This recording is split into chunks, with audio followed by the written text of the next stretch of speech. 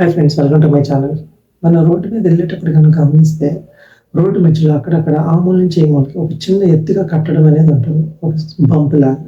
దీన్ని మనం speed breakers అంటాం. స్పీడ్ బ్రేకర్ అని ఎలా పేరు వచ్చింది అంటే ఇవి స్పీడ్ని బ్రేక్ చేస్తాయి కాబట్టి స్పీడ్ బ్రేకర్స్ అంటాం. ఈ స్పీడ్ బ్రేకర్స్ ఇంతకుముందు కూడా ఉన్నాయా అంటే 1953 కన్నా ముందల రోడ్లో ఉన్నాయి కానీ స్పీడ్ బ్రేకర్స్ లేవు. కానీ 1953లో ఆర్థర్ అనే ఒక సైంటిస్ట్ ఈ స్పీడ్ బ్రేకర్ డిజైన్ని రూపొందించాడు.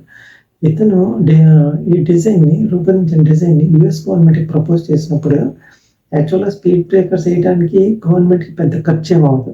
సో, యూఎస్ గవర్నమెంట్ దాన్ని యాక్సెప్ట్ చేసి దేశం మొత్తం ఇంప్లిమెంట్ చేసింది.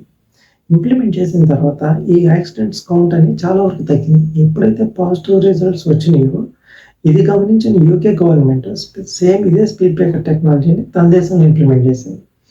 ఫస్ట్ యూఎస్, అక్కడి నుంచి యూకే నుంచి యూరోపియన్ కంట్రీస్‌కి, యూరోప్ నుంచి ఏషియాకి.